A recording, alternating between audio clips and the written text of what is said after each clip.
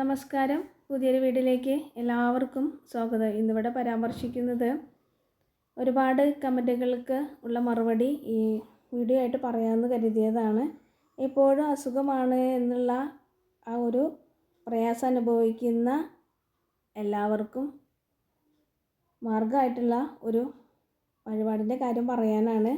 മാസത്തിൽ ഒരു തവണ ആർക്കാണോ അസുഖങ്ങൾ അനുഭവിക്കുന്നത് ആ പേര് നക്ഷത്രവും പറഞ്ഞുകൊണ്ട് ദേവീക്ഷേത്രത്തിലെ ഭദ്രകാളി ക്ഷേത്രത്തിൽ ആവാം, ദേവീക്ഷേത്രത്തിലാവാം,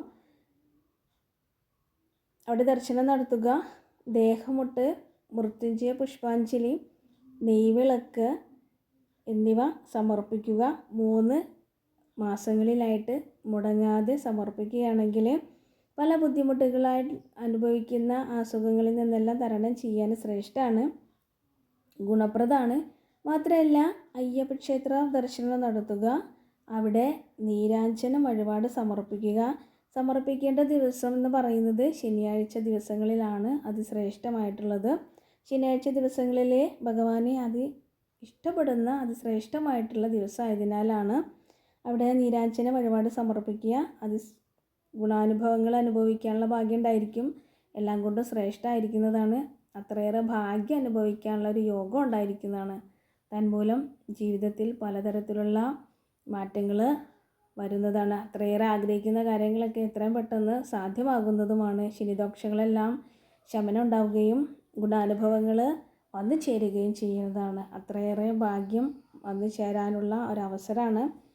ശനിയാഴ്ചകളിൽ ഈ പറയുന്ന പ്രകാരം ചെയ്യുകയാണെങ്കിൽ ചെയ്യാൻ തടസ്സം ഉണ്ടാവാതെ ശ്രദ്ധിക്കുക, തടസ്സമില്ലാണ്ട് നോക്കുക.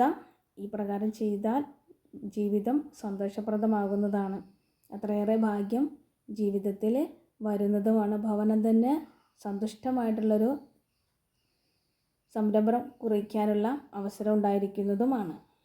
അതുപോലെ തന്നെ പല ബുദ്ധിമുട്ടുകളാൽ സങ്കടങ്ങളാൽ തരണം ചെയ്യുന്ന ആ അവസ്ഥകളിൽ നിന്നെല്ലാം പല ബുദ്ധിമുട്ടുകളെന്ന് പറയുമ്പോൾ ഒരുപാട് ദോഷദുരിതങ്ങളാൽ ഒന്നും അങ്ങോട്ട് ശരിയാവണില്ല.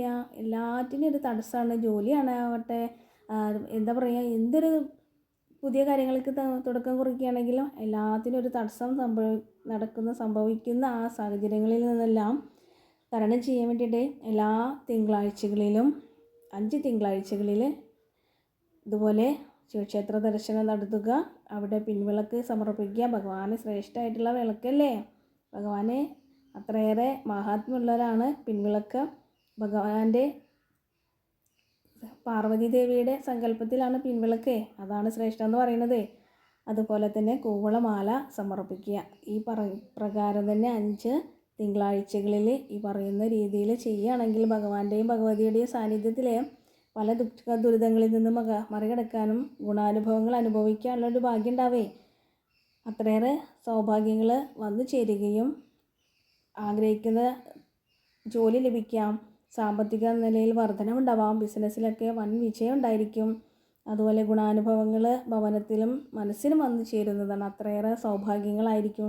പിന്നീട് അങ്ങോട്ട് ഈ ഒരു 5 തവണ തിങ്കളാഴ്ചകൾ ചെയ്താൽ അത്രയേറെ ഭാഗ്യമായിരിക്കും. നിങ്ങൾക്ക് തന്നെ ജീവിതത്തിൽ അനുഭവത്തിൽ അറിയാവുന്നതാണ്. അത്രയേറെ മഹാത്മ്യമുള്ളതാണ്. ഭഗവാന്റെ ആ ഒരു ചൈതന്യം, ഭഗവാന്റെ ആ ഒരു നിഴൽ എപ്പോഴും കൂടെ ഉണ്ടായിരിക്കുന്നതാണ്. ഒരു തവണ ചെയ്യുമ്പോഴേക്കും മാറ്റം ഉണ്ടാവില്ല.